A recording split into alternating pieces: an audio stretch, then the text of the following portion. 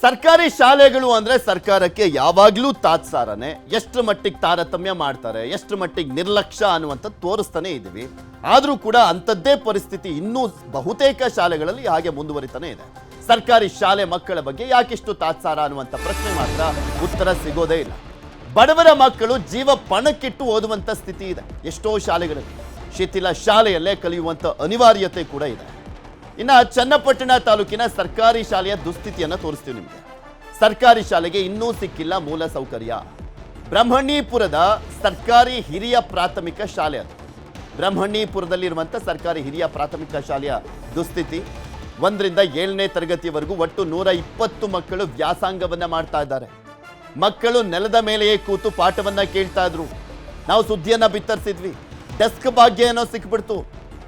ಯಾಕೆಂದ್ರೆ ಆ ಮಕ್ಕಳಿಗೆ ಡೆಸ್ಕ್ಗಳಿಲ್ಲ, ಕೂರ್ಲಿಕ್ಕೆ ಸರಿಯಾದಂಥ ವ್ಯವಸ್ಥೆ ಇಲ್ಲ. ನೆಲದ ಮೇಲೆ ಕೂತ್ಕೊಂಡು ಪಾಠ ಕೇಳಬೇಕಾ ಅಂತ ಕೇಳಿದಾಗ ಸ್ಪಂದಿಸಿದ್ರು.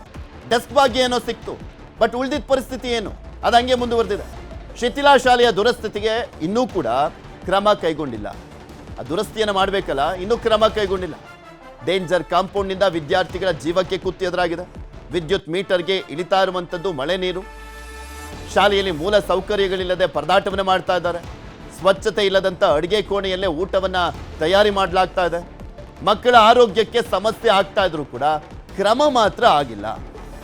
ಆರೋಗ್ಯದ ಸಮಸ್ಯೆ ಆದಾಗ ಹಾಸ್ಪಿಟ್ಲಿಗೆ ಅಡ್ಮಿಟ್ ಮಾಡೋದಾಗ ಓಡೋಗೋದಲ್ಲ MLAಗಳೇ ಆಗಲಿ ಅಥವಾ ಅಧಿಕಾರಿಗಳೇ ಆಗಲಿ. ಆ ರೀತಿಯಾಗಿ ಆಗದ ರೀತಿಯಲ್ಲಿ ಎಷ್ಟು ಮಟ್ಟಿಗೆ ನೀವು ಸೌಲಭ್ಯಗಳನ್ನು ಕೊಟ್ಟಿದ್ದೀರಾ, ಎಷ್ಟು ಮಟ್ಟಿಗೆ ಮೂಲಭೂತ ಸೌಕರ್ಯಗಳು ಸಿಗ್ತಾ ಇದೆ, ಹೋಗಿ ವಿಸಿಟ್ ಹಾಕಿ. ಅದಕ್ಕೆ ಅಂತಲೇ ನಿಮಗೆ ಸಪ್ರೇಟ್ ಅಧಿಕಾರ ಕೊಟ್ಟಿರ್ತಾರೆ ತಾನೆ. BO ಮಾಡಿರ್ತಾರೆ, DDPI ಮಾಡಿರ್ತಾರೆ. ಇನ್ನು ಶಾಸಕರುಗಳಿಗಂತೂ ಯಾವ್ಯಾವ ಮತಕ್ಷೇತ್ರದಲ್ಲಿ ಎಷ್ಟೆಷ್ಟು ವೋಟ್ ನಮಗಿದಾವೆ ಅನ್ನೋ ಅಂಥದ್ದು ಗೊತ್ತು. ಯಾರು ಕಾಂಗ್ರೆಸ್ ಕಾರ್ಯಕರ್ತ, BJP ಕಾರ್ಯಕರ್ತ ಅಂತ. ಆ ಶಾಲೆಯ ಪರಿಸ್ಥಿತಿ ಗೊತ್ತಿರಲ್ವೇನ್ರಿ ನಿಮಗೆ? ಅದನ್ನು ಸರಿ ಮಾಡಬೇಕು ಅನ್ನುವಂಥ ಒಂದು ಅಟ್ಲೀಸ್ಟ್ ಮುತುವರ್ಜಿ ಇಲ್ವಾ, ಇಚ್ಛಾಶಕ್ತಿ ಇಲ್ವಾ? ನಿಮ್ಮ ಸರ್ಕಾರಗಳಿದ್ದಾಗಲಾದ್ರೂ ಒಂದು ಸ್ವಲ್ಪ ಸರಿ ಮಾಡಿಸಿ ಅದನ್ನು. ಆ ಓದ್ತಾ ಇರುವಂಥ ಭವಿಷ್ಯದ ಮಕ್ಕಳಿದಾವಲ್ಲ, ನೆನೆಸ್ಕೊಳ್ತಾವೆ ನಿಮ್ಮನ್ನ. ನಾವು ಓದಬೇಕಾದ್ರೆ ನಮ್ಮ ಶಾಸಕರು ಸರಿ ಮಾಡಿಕೊಟ್ರಪ್ಪ ಅಂತ ಹೆಸರು ಹೇಳ್ತಾರೆ. ದೊಡ್ಡವರಾದ್ಮೇಲೆ ಸ್ಮರಿಸ್ಕೊಳ್ತಾರೆ ನಿಮ್ಮನ್ನ. ಅಂಥ ಕೆಲಸ ಮಾತ್ರ ಯಾವ ಶಾಸಕರು ಮಾಡಲ್ಲ. ಈಗ ನಮಗೆ ಕಾಂಪೌಂಡು, ತಿರ್ಗಾ ಅಡುಗೆ ಮನೆ, ತಿರ್ಗಾ ಇದು ಕಟ್ಟಡನೂ ಏನು ಇದಾಗಲಿಲ್ಲ. ತಿರ್ಗಾ ನೀಸೊಟ್ಟಿನವ್ರು ಇದು ಮಾಡಿ ನಾವು ತಿರ್ಗಾ ಮಾಹಿತಿ ಕೊಡ್ತಾವೆ. ಏನು ನಮ್ಮ ಸರ್ಕಾರನೇ ಆಗಲಿ, ನಮ್ಮ ಶಾಸಕರಾಗಲಿ, ಇಲ್ಲ ಅಕ್ಕಪಕ್ಕದ ಏನು ನಮಗೆ ವರ್ಕೌಟ್ ಆಯ್ತಾ ಇಲ್ಲ ಇರೋದು ಕೆಲಸ. ಈಗ ಹಂಗೇನಾರು ಏರುಪೇರಾದಂಥ ಕಾಲಕ್ಕೆ ಇವ್ರು ಇವರೇ ಕಾರಣ. ಯಾಕೆಂದರೆ ನಮ್ಮ ಸರ್ಕಾರಗಳು ನಮ್ಮ ಸ್ಥಳೀಯ ನಮ್ಮ ಶಾಸಕರೇ ಕಾರಣ ಆಗ್ತಾರೆ. ದಯವಿಟ್ಟು ಇದು ನಮಗೆ ಇದು ಮಾಡ್ಕೊಡ್ಬೇಕಂತ ನಾವು ಕೇಳ್ಕೊಳ್ಳಿ. ಏನು ಅಂತ ನಮಗೆ ಗೊತ್ತಿಲ್ಲ ಸರ್. ನಾವು ಹೇಳಿ ಸಾಕಿದ್ವಿ. ಈಗ ಸ್ಕೂಲ್ ನೋಡಿದ್ರೆ ಮಕ್ಳುಗಳು ಸೇರ್ಸಕ್ಕೆ ಹೆದರ್ಕೋಂಗೆ ಆಗ್ಬಿಟ್ಟಿದೆ. ನಮ್ಮ ಸ್ಕೂಲು ಬಿಲ್ಡಿಂಗ್ಗಳು ಏನು ಚೆನ್ನಾಗಿಲ್ಲ. ಬಂದು ನೋಡಿದ್ರು ಹಂಗೆ ಇರ್ಬೇಕು. ನಾವೇನು ಔಸ್ಕೊಂಡು ಏನು ಮಾಡ್ತಾ ಇಲ್ಲ. ಈಗ ಕಾಂಪೌಂಡು ಏನಾರು ಏರುಪೇರಾಗಿ ಯಾರು ಮಕ್ಳು ಬಿದ್ದರೆ ಈಗ ನಮ್ಮ ಸರ್ಕಾರನೇ ಕಾರಣ ಅಂತ ನಾವು ಹೇಳ್ತಾ ಇದೀವಿ. ಈಗ ಸರ್ 120 ಜನ ಮಕ್ಕಳವ್ರೆ. 1ರಿಂದ 7ನೇ ತರಗತಿ ಗಂಟೆ ಸರ್ ಸ್ಕೂಲಲ್ಲಿ ಪಾಠ ಚೆನ್ನಾಗೈತ್ರೆ. ಈಗ ನಾವು ಪ್ರೈವೇಟಿಗೆ ಹಾಕಿ ಗೌರ್ಮೆಂಟಿಂದ ಗೌರ್ಮೆಂಟ್ಗೆ ಹಾಕಿ ನಾವೆಲ್ಲ ಇಲ್ಲೇ ನೋಡ್ಕೋದ್ರೆ ನಾವು ಬರ್ತಾನೆ ಇದೀವಿ. ಈಗ ನಾವು 1 ವರ್ಷದಿಂದ ಆದರೆ ಏನು ನಮಗೆ ಇದು ಮಾಡ್ತೀವಿ. ಈ ಶಾಲೆಗೆ ಈಗ ಆಗಬೇಕಾಗಿರುವಂಥ ಕೆಲಸ ಅಂದರೆ ಕಾಂಪೌಂಡ್ ಎಲ್ಲ ಹೋಗ್ಬಿಟ್ಟಿದೆ. ಅದನ್ನು ಯಾರೂ ರೆಡಿ ಮಾಡಿಸ್ತಾ ಇಲ್ಲ. ನಮ್ಮ ಮಕ್ಕಳುಗಳ್ನ ಕಳಿಸ್ತೀವಿ. ಇದಕ್ಕೆ ಏನಾರ ಹೆಚ್ಚು ಕಮ್ಮಿ ಆಗಿ ಹಿಂದೆಗಡೆ ಹೋಗ್ತಾರೆ. ಕಾಂಪೌಂಡ್ ಏನಾರ ಬಿದ್ದು ಒಂದು ಹೆಚ್ಚು ಕಮ್ಮಿ ಆದರೆ ಯಾರು ಜವಾಬ್ದಾರಿ ಆಗ್ತಾರೆ? ಇದನ್ನು ಯಾವುದನ್ನು ಸರಿಪಡಿಸ್ತಾ ಇಲ್ಲ.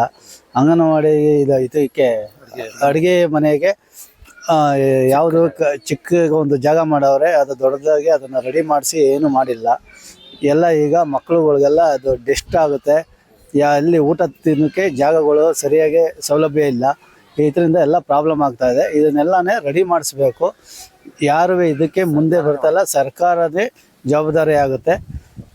ಏನಾರ ಪ್ರಾಬ್ಲಮ್ ಆದರೆ ಅವರೇ ಜವಾಬ್ದಾರಿ. ಇದಕ್ಕೆ ನಮ್ಮ ಶಾಸಕರು ಅಷ್ಟೇ, ಚನ್ನಪಟ್ಟಣ MLAಗಳು ಯಾರೇ ಆಗಲಿ ಯಾರು ಇದಕ್ಕೆ ತಲೆ ಕೆಡಿಸ್ಕೊಳ್ತಾ ಇಲ್ಲ. ಇದ್ರ ಬಗ್ಗೆ ಇನ್ನಷ್ಟು ಮಾಹಿತಿಯನ್ನು ಕೊಡ್ತಾ ಹೋಗ್ತಾರೆ ನಮ್ಮ ಬೆಂಗಳೂರು ದಕ್ಷಿಣದ ಪ್ರತಿನಿಧಿ ವೆಂಕಟೇಶ್. ನಮ್ಮ ಜೊತೆ ದೂರವಾಣಿ ಸಂಪರ್ಕದಲ್ಲಿ ಜಾಯ್ನ್ ಆಗಿದ್ದಾರೆ. ವೆಂಕಟೇಶ್, ಯಾವಾಗಂತೆ ಸರಿಯಾಗೋದು? ಡೆಸ್ಕ್ ಏನೋ ಕೊಟ್ಬಿಟ್ರು, ಓಕೆ, ವಾಟ್ ನೆಕ್ಸ್ಟ್? ಅಲ್ಲಿ ಆಗಬೇಕಾಗಿರುವಂಥ ಸಮಸ್ಯೆಗಳು ಇನ್ನೂ ಕೂಡ ಬಗೆಹರಿದಿಲ್ವಲ್ಲ? ಏನು ಹೇಳ್ತಾ ಇದ್ದಾರೆ ಶಾಸಕರು ಮತ್ತು ಅಲ್ಲಿನ ಶಿಕ್ಷಣ ಇಲಾಖೆ ಅಧಿಕಾರಿಗಳು? ಪೃಥ್ವಿರಾಜ್, ಏನಂದ್ರೆ ಇದು ಬೆಂಗಳೂರು ದಕ್ಷಿಣ ಜಿಲ್ಲೆಯ ಚನ್ನಪಟ್ಟಣ ತಾಲೂಕಿನ ಬ್ರಹ್ಮಣೀಪುರ ಸರ್ಕಾರಿ ಪ್ರಾಥಮಿಕ ಹಿರಿಯ ಶಾಲೆಯ ದುಸ್ಥಿತಿ ಇದು. ನಾವು ಈ ಹಿಂದೆ ಈ ಶಾಲೆಯ ವಿಚಾರವಾಗಿ ಒಂದು ವರದಿಯನ್ನ ಮಾಡದಂತ ಸಂದರ್ಭದಲ್ಲಿ ನೆಲದ ಮೇಲೆ ಕುಳಿತು ಪಾಠವನ್ನ ಕೇಳ್ತಾ ಇದ್ದಂತ ವಿದ್ಯಾರ್ಥಿಗಳಿಗೆ 19 ಡೆಸ್ಕ್ಗಳನ್ನ ಅವತ್ತಿನ ಶಿಕ್ಷಣ ಇಲಾಖೆ ಅಧಿಕಾರಿಗಳ ಶ್ರಮದಿಂದಾಗಿ ಬಂತು. ಅದು ನಮ್ಮ ವರದಿಯ ಫಲಶ್ರುತಿ ಅಂತ ಹೇಳ್ಬೋದು. ಆ ಶಾಲೆಯ ವಿದ್ಯಾರ್ಥಿಗಳು, ಪೋಷಕರು ಕೂಡ ಅದನ್ನ ಪ್ರಶಂಸೆ ವ್ಯಕ್ತಪಡಿಸಿದ್ರು. ಆದ್ರೆ ಈ ವಿಚಾರವಾಗಿ ಸ್ಥಳೀಯವಾಗಿ ಇರ್ತಕ್ಕಂಥ ಶಾಸಕ CP ಯೋಗೇಶ್ವರ್ ಅವರು ಯಾವುದೇ ಒಂದು ಕ್ರಮವನ್ನು ವಹಿಸ್ತಾ ಇಲ್ಲ. ಜೊತೆಗೆ ಇದರ ಬಗ್ಗೆ ಅವರು ಮಾತನಾಡ್ಲಿಕ್ಕೂ ಕೂಡ ಮುಂದಾಗ್ತಾ ಇಲ್ಲ. ಜೊತೆಗೆ ಅಧಿಕಾರಿಗಳನ್ನ ನಾವು ಕೇಳಿದಂತ ಸಂದರ್ಭದಲ್ಲಿ ಅವರು ಕೂಡ ಸಬೂಬುಗಳನ್ನ ಹೇಳ್ತಾ ಇದ್ದಾರೆ. ಅಂದ್ರೆ ನಾಳೆ ಆಗುತ್ತೆ, ನಾಡಿದ್ದಾಗುತ್ತೆ ಅನ್ನುವಂತ ಸಬೂಬನ್ನ ಹೇಳ್ತಾ ಇದ್ದಾರೆ ಹೊರತು ಇವತ್ತಿಗೂ ಕೂಡ ಆ ಕುಸಿದಿರ್ತಕ್ಕಂಥ ಕಾಂಪೌಂಡ್ ಅನ್ನ ಸರಿಪಡಿಸಿಲ್ಲ. ಜೊತೆಗೆ ಅಲ್ಲಿ ಒಂದೇ ಒಂದು ಅಡುಗೆ ಕೋಣೆ ಇದೆ, ಅಲ್ಲಿ ಒಂದು ಸ್ವಚ್ಛತೆ ಇಲ್ಲ. ಮಕ್ಕಳಿಗೆ ತಯಾರು ಮಾಡ್ತಕ್ಕಂಥ ಒಂದು ಊಟ ಯಾವ ಮಟ್ಟದಲ್ಲಿ ಇರ್ತದೆ ಎಂಬುದನ್ನ ನಾವು ದೃಶ್ಯಗಳಲ್ಲಿ ನೋಡ್ಬೋದು. ಆ ಒಂದೇ ಕೋಣೆಯಲ್ಲಿ ಅಲ್ಲೇ ಒಂದು ವಾಷಿಂಗ್ ಅನ್ನ ಮಾಡ್ತಾರೆ, ಅಲ್ಲೇ ಅಡುಗೆಯನ್ನ ಮಾಡ್ತಾರೆ, ಅಲ್ಲೇ ಕ್ಲೀನಿಂಗ್ ಅನ್ನ ಮಾಡ್ತಾರೆ. ಎಲ್ಲವೂ ಕೂಡ ಒಂದೇ ಕೋಣೆಯಲ್ಲಿ ಆಗ್ತಾ ಇದೆ. ಇದು ಮಕ್ಕಳ ಆರೋಗ್ಯದ ಮೇಲೂ ಕೂಡ ಪರಿಣಾಮವನ್ನ ಬೀರ್ತಾ ಇದೆ. ಜೊತೆಗೆ ಆ ಶಾಲೆಯ ಕಟ್ಟಡ ಕೂಡ ಕುಸಿತಾ ಇದೆ. ಆಗ ಕುಸಿತಾ ಇರ್ತಕ್ಕಂಥ ಶಾಲೆಯ ಕಟ್ಟಡದ ಏನು ವಿದ್ಯುತ್ ಮೀಟರ್ ಇದೆ, ಅಲ್ಲಿ ಮಳೆ ನೀರು ಕೂಡ ಆ ವಿದ್ಯುತ್ ಮೀಟರ್ಗೆ ಇಳಿತಾ ಇದೆ. ಮುಂದಿನ ದಿನಗಳಲ್ಲಿ ಯಾವ್ದಾದ್ರು ಒಂದು ಅತಾಚುರಿ ಆಯ್ತು ಅಂದ್ರೆ ಯಾರ ಜವಾಬ್ದಾರಿ ಎನ್ನುವಂತಹ ಅಲ್ಲ, ಪ್ರಶ್ನೆ ಕೂಡ ಮೂಡ್ತಾ ನೆಕ್ಸ್ಟ್ ಇದೆ. ಇರುತ್ತೆ ವೆಂಕಟೇಶ್. ಅಟ್ಲೀಸ್ಟ್ ಆಗ್ಲೋ ಈಗ್ಲೋ ಬೀಳುವಂತ ಪರಿಸ್ಥಿತಿಲಿ ಇರುವಂತದ್ನಾದ್ರೂ ಕೆಡಬೇಕು ತಾನೆ. ಯಾರಾದ್ರೂ ಅಲ್ಲಿ ಕಾಂಪೌಂಡ್ ಹತ್ತಕ್ಕೆ ಹೋಗಿ ಮೈ ಮೇಲೆ ಹೇಳ್ಕೊಂಡ್ರೆ, ಮೈ ಮೇಲೆ ಬಿದ್ರೆ? ಖಂಡಿತ ಪೃಥ್ವಿರಾಜ್, ಈ ಸಮಸ್ಯೆಗಳನ್ನ ನಾವು ಈಗಾಗಲೇ ಇದು 2ನೇ ಬಾರಿ ನಾವು ಗಮನವನ್ನ ಸೆಳೀತಾ ಇರ್ತಕ್ಕಂಥದ್ದು. ಆದ್ರೆ ಅಧಿಕಾರಿಗಳು ಎಲ್ಲ ಒಂದ್ ರೀತಿ ಮಾತನಾಡ್ತಾರೆ, ಆದ್ರೆ ಈ ಬಗ್ಗೆ ಸ್ಥಳೀಯವಾಗಿ ಜನಪ್ರತಿನಿಧಿಗಳ ಒಂದು ಯಾವುದೇ ಒಂದು ಭರವಸೆ ಇಲ್ಲ. ಅಂದ್ರೆ ಎಲ್ಲೋ ಒಂದು ಕಡೆ ಈಗ ಅನುದಾನ ಸಿಗ್ತಾ ಇದೆ, ನಮಗೆ ಕೆಲಸಗಳು ಆಗ್ತಾ ಇದೆ ಎನ್ನುವಂತ ನಿಟ್ಟಿನಲ್ಲಿ ಯೋಗೇಶ್ವರ್ ಅವರು ಮಾತನಾಡ್ತಾರೆ. ಆದ್ರೆ ಈ ಶಾಲೆಯ ದುಸ್ಥಿತಿಯನ್ನ ನೋಡಿದ್ರೆ ಸರ್ಕಾರದಲ್ಲಿ ಅನುದಾನ ಯಾವ ರೀತಿ ಇವರಿಗೆ ಸಿಗ್ತಾ ಇದೆ ಎನ್ನುವಂತ ಪ್ರಶ್ನೆ ಕೂಡ ಮೂಡ್ತದೆ. ಜೊತೆಗೆ ಅಲ್ಲಿಯ ಪೋಷಕರು ಕೂಡ ಹೇಳುವಂಥದ್ದು ವಿದ್ಯಾಭ್ಯಾಸ ಬಹಳ ಅಚ್ಚುಕಟ್ಟಾಗಿದೆ, ಒಳ್ಳೆಯ ಶಿಕ್ಷಕರು ಇದ್ದಾರೆ ಶಾಲೆಯಲ್ಲಿ, ಆದ್ರೆ ಮೂಲಭೂತ ಸೌಕರ್ಯಗಳು ಇಲ್ಲದೆ ಇರುವಂತ ಹಿನ್ನೆಲೆ ನಮ್ಮ ಮಕ್ಕಳನ್ನ ಈ ಶಾಲೆಗೆ ಕಳಿಸ್ಲಿಕ್ಕೂ ಕೂಡ ನಮಗೆ ಆತಂಕ ಆಗ್ತಾ ಇದೆ ಎನ್ನುವಂತ ಮಾತನ್ನ ಹೇಳ್ತಾರೆ.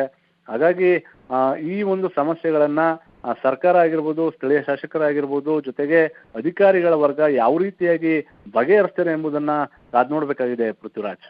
ಓಕೆ, ಧನ್ಯವಾದ ವೆಂಕಟೇಶ್ ನಿಮ್ಮೆಲ್ಲ ಮಾಹಿತಿಗಾಗಿ. ಚನ್ನಪಟ್ಟಣ ಕ್ಷೇತ್ರ ಮುಖ್ಯಮಂತ್ರಿ ಆಗಿದ್ದಂಥವರ ಕ್ಷೇತ್ರ. ಅಂದರೆ ಕುಮಾರಸ್ವಾಮಿ ಅವರು ಮುಖ್ಯಮಂತ್ರಿ ಆಗಿದ್ರು, ಅದಾದ್ಮೇಲೆ 5 ಬಾರಿ CP ಯೋಗೇಶ್ವರ್ ಅವರು ಗೆದ್ದಿದ್ದಾರೆ. ಆದರೂ ಅಲ್ಲಿನ ಸೌಕರ್ಯಗಳು ಬದಲಾಗ್ತಾ ಇಲ್ಲ, ಅಲ್ಲಿರುವಂಥ ಸಮಸ್ಯೆಗಳು ಬಗೆಹರಿತಾ ಇಲ್ಲ. ಅಂದರೆ ಏನು ಹೇಳಬೇಕು ಏನೋ.